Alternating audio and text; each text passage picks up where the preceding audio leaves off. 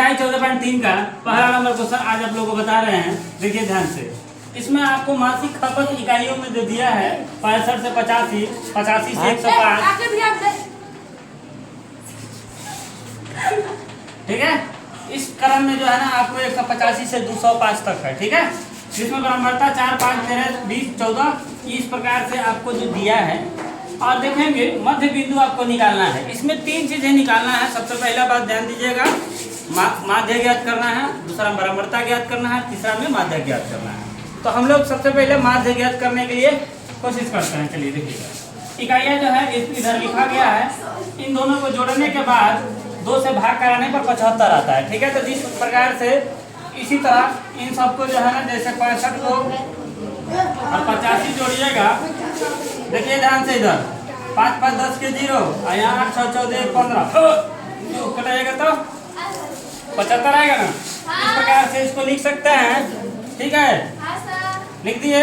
इसी प्रकार सबको कटा कटा के जो है ना लिख दिया है। और इसमें जो है ना इन दोनों में गुना करा करके ये लिखा जाएगा 300।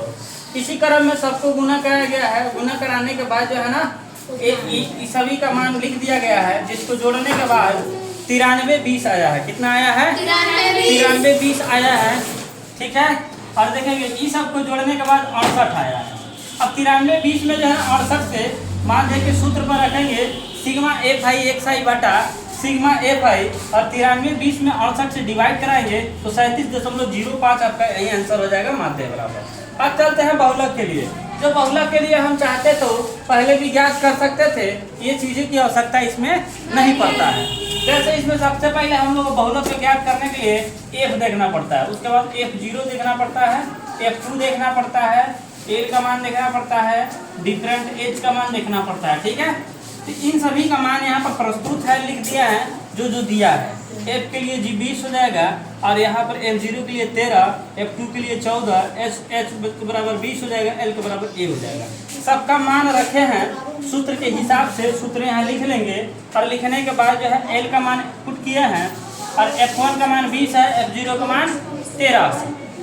जो देखेंगे इस सब का मान पुट कर दिए हैं, यहाँ पर भी पुट कर दिए। पुट करने के बाद 20 में से 13 घटेगा तो 7, और 20 दूनी 40, 20 दूनी 40 हो जाएगा, और ये दोनों जुट करके घट जाएगा। ठीक है, अब इससे डिवाइड, इससे गुना कराएगा 140 हो जाएगा। 13 से डिवाइड करें 10.70 आएगा, मतलब 76 आएगा।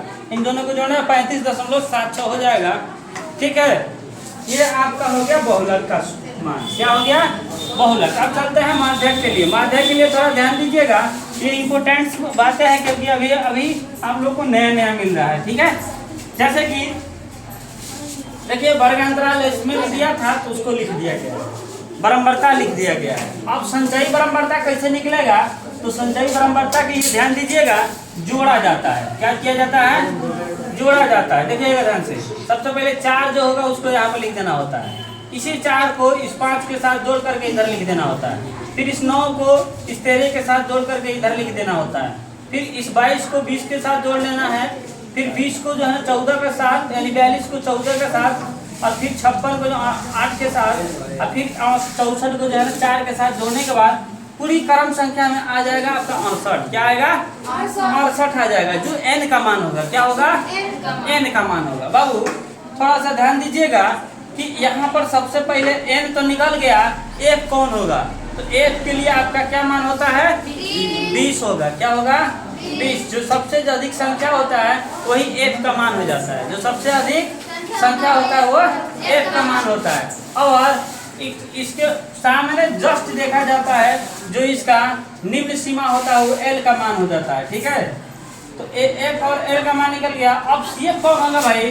तो CF जो है ना F1 के सामने वाले उसकी एक पंक्ति ऊपर जो है ना आपका CF का मान होता है, जिसमें इसका 22 हो जाएगा। क्या हो जाएगा? CF 22। और डिफरेंट को देखा जाता है, जैसे 85 में से 65 जब घटाइएगा तो 20 आएगा ना, तो आपका डिफरेंट जो है वही 20 हो गया H। ठीक है, अब इसका माइनस जो है ना, इसका मान सब पे पुट करते हैं। पुट करने के दौरान L का मान जो है L की जगह पर रख लेंगे, N का मान जो है N की जगह पर रखेंगे, CF का मान CF की जगह रखेंगे, F का मान F की जगह पर, H का मान H की जगह पर। अब सब कटाने के बाद ये 34 हो जाएगा, ये 22 हो गया। अब इसको घेर देते हैं। ठीक है, 125 इस 34 को में से 22 जब घटेगा तो कितना बचेगा? तो देखेंगे कितना घटेगा? 12। यहाँ हो गया 20, इधर बाबू 20, 20 से 20 कट गया तो 125 में जो है ना आपको 12 जोड़ देना है। जोड़ने के बाद क्या आ जाएगा? 137 आपका यही आंसर हो जाएगा। ठीक है।